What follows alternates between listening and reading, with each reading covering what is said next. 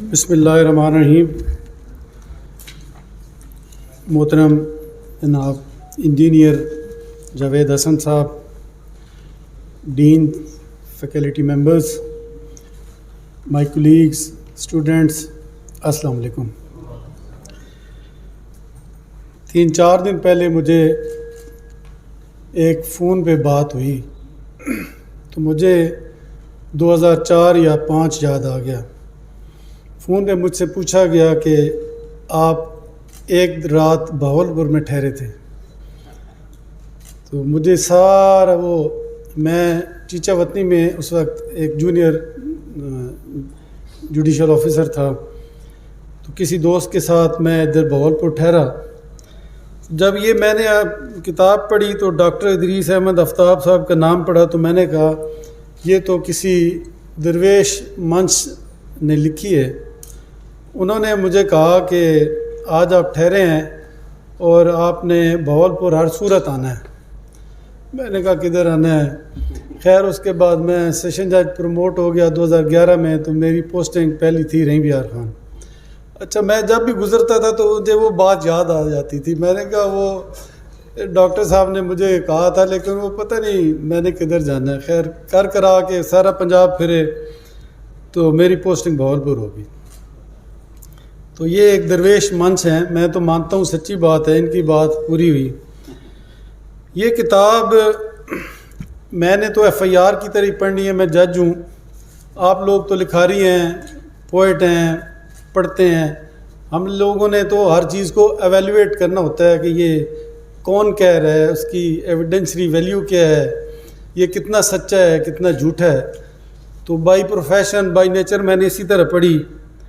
تو سچی بات ہے مجھے تو ایک حساس، زندہ، پیار کرنے والا اور محب وطن شخص ملا اس کتاب سے، جو جہاز میں ایئر ہوسٹس کو دیکھتا ہے، بڑے ان کے وہ سارا انہیں ایویلیٹ بھی کرتے ہیں لیکن آخر میں اپنے بچے یاد آ جاتے ہیں.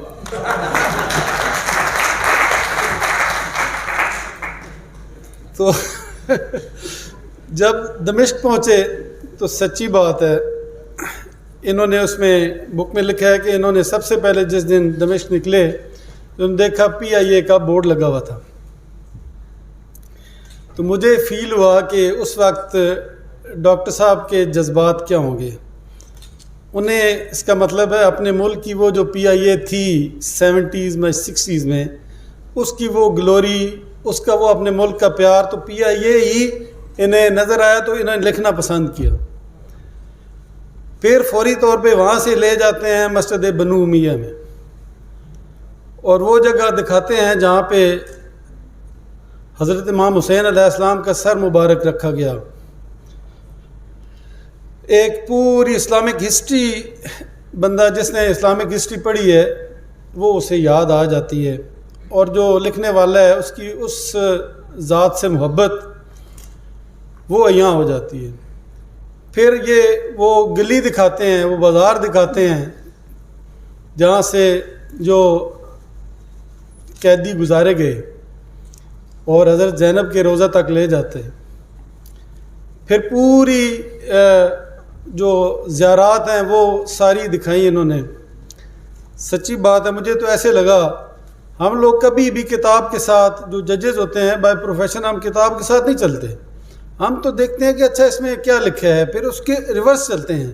اچھا اس کے کیا میننگ ہے، کنوٹ کیا کرتی ہے، اچھا کوما کدھر ہے، کولن کدھر ہے، یہ یوں جاتی ہے وہاں جاتی ہے.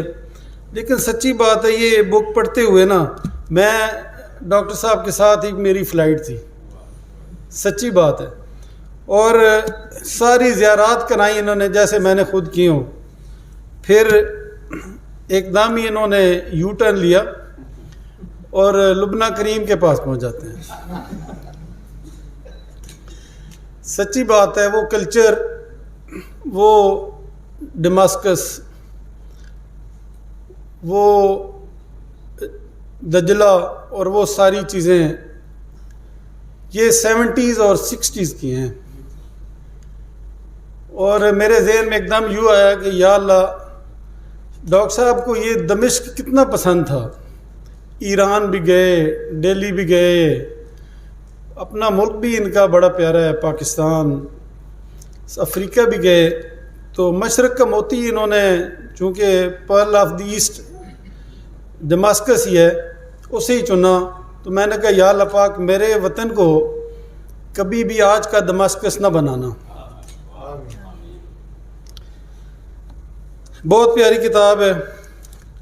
جو ابھی آپ ڈاکٹر صاحب بات کر رہے تھے، چلتے چلتے ڈاکٹر ادریس صاحب نے اس ہماری سوسائٹی کا بھی پوسٹ مارٹم کیا ہے، اور انہوں نے اپنے آپ کو اس معاشرے سے الگ بالکل نہیں کیا. اگر آپ پڑھیں تو جو خالدہ کی کہانی ہے، ایک جو ناخلف بیٹا ہے اس کی کہانی ہے، اور یہ جو سارا ایک معاشرہ انہوں نے، اس میں یہ سفر نامہ بھی ہے، یہ ہسٹری بھی ہے، اور یہ وہ ساری چیزیں بیان کرتی ہے جسے عام آدمی تو نہیں لکھ سکتا.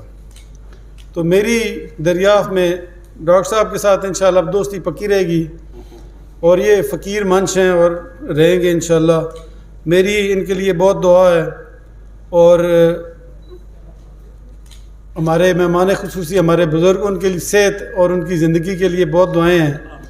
میں ہر روز ان سے جب بھی ملتا ہوں 2-4 باتیں سیکھ لیتا ہوں. وہ کہتے ہیں کہ don't leave your fingerprints, leave your fit prints.